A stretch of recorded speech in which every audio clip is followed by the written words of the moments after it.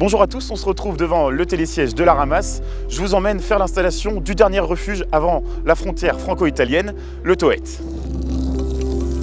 Bon, comme vous pouvez le voir, il y a un peu de vent, mais là, on prend le télésiège et le propriétaire du refuge nous récupère en motoneige pour nous emmener au niveau du refuge, à côté du lac du Mont-Cenis.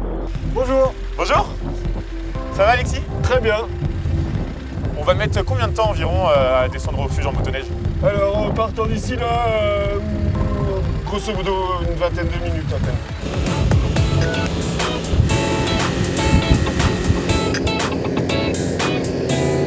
Du coup, là, on est à l'entrée, c'est ça? En fait, on est sur le bord du domaine skiable. Donc D'accord. ici, c'est le bout du sentier piéton. Ce qui veut dire que de l'autre côté de ce filet, là, en fait, on va rentrer en zone montagne. Ok. En fait, c'est essentiellement la raquette et du ski de rando. En raquette, souvent les gens ils empruntent le bord du lac en fait, D'accord. parce qu'il y a une route qui permet de descendre au bord du lac là, comme ça, la balade elle est super sympa. Et en ski de rando, ils viennent, c'est plutôt pour faire les sommets qu'on voit pas D'accord. là derrière. Donc là, nous voilà au refuge de Le Tauette. Exactement, c'est là où on va passer une partie d'hiver. Et on est à combien au niveau de l'altitude ici? On est à 2043 mètres d'altitude exactement. C'est précis. C'est précis. Une fois arrivé au chalet, première mission pour Alexis et sa compagne, ouvrir les volets et commencer à chauffer l'ensemble du refuge.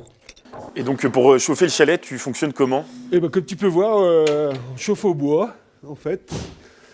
Et du coup on a ce poêle là qui est un poêle mixte. Ok. Et toi, le bois, c'est toi qui le fais ou tu l'achètes? Comment ça se passe? La moitié je fais moi et l'autre moitié je l'achète. D'accord. Voilà. Puis ça suffit pour chauffer tout le chalet. Ouais.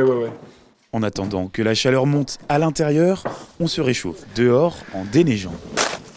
Je vous confirme, c'est quand même sacrément physique. Changement de tenue et de température, direction la cuisine où l'on retrouve Alexis. Qu'est-ce que tu proposes un peu à manger? Alors, surtout les spécialités savoyardes en fait, fondue, raclette, tartiflette, comme ça. Et puis ici, nous, notre spécialité là, c'est spezzatine. Donc c'est une recette qui nous vient de la vallée italienne, comme ça, avec de la polenta. Donc c'est de l'épaule de veau en fait, en sauce. Voilà. Et c'est un plat qui est apprécié par les Italiens ou pas? Plutôt, ouais, les gens, il y a beaucoup qui viennent pour manger les spezzatines. D'accord, Ouais. ok. Il est possible de manger ici le midi et le soir, à condition de réserver. On la met où? On va la mettre devant le feu. Ok.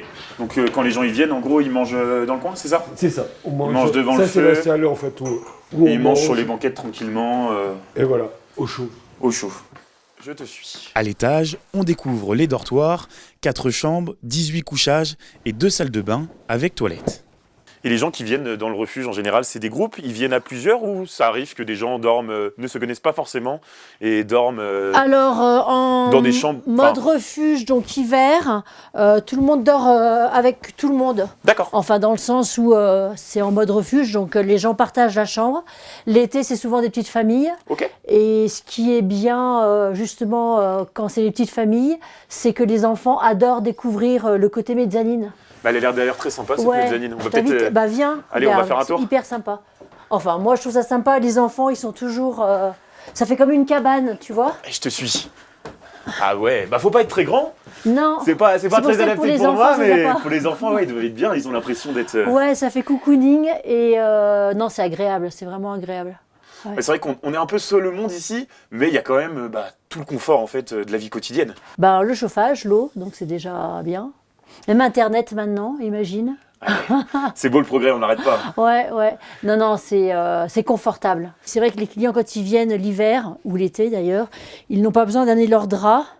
Les lits sont faits à l'arrivée, sauf l'hiver, où on leur demande de venir avec un sac à viande.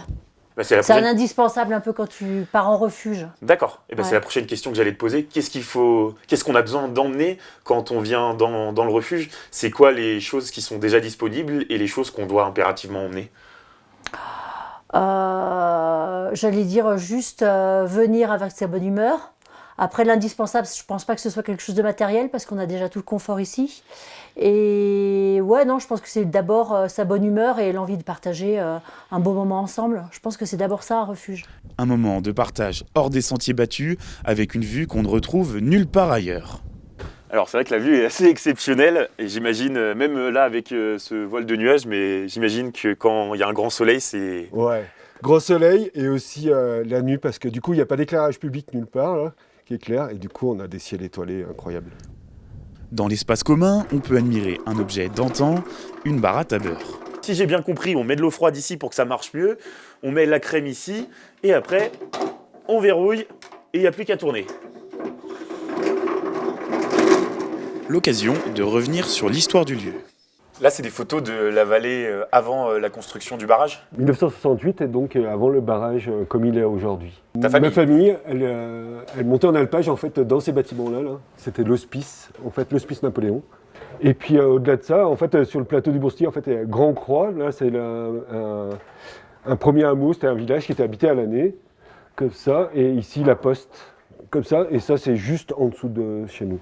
C'est les parents d'Alexis qui décident de donner une seconde vie à l'ancien corps de ferme, une aventure qui débute le 14 juillet 1999.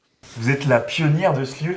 La pionnière, c'est un grand mot, mais oui, j'ai eu envie de faire quelque chose dans ce lieu parce que le coin est magnifique et magique. Voilà. Et ce bâtiment, en fait, il hébergeait quelques génisses, des cochons aussi. On faisait un élevage de porcs ici, donc dans cette salle. Et au-dessus, c'était une grange. Comment ça s'est passé la création de ce gîte ? J'imagine que Ça a c'était aussi une grande aventure. Ça a été une très grande aventure. Ça a commencé petit, parce qu'au départ, on avait que la salle de restaurant et les chambres, une toute petite cuisine. Voilà, on a commencé doucement avec du matériel d'occasion, tout ça. Et puis, petit à petit, on s'est agrandi, les enfants nous ont aidés. Et on a fait quasiment tout nous-mêmes, du sol au plafond. Le chalet accueillait autrefois du monde exclusivement l'été, mais pour 2026, la nouveauté, c'est qu'il ouvre également ses portes tout l'hiver. T'as décidé d'ouvrir l'hiver ? Pourquoi ? Et ben parce que moi déjà j'aime venir ici, comme ça, et puis on a quand même des conditions qui le permettent.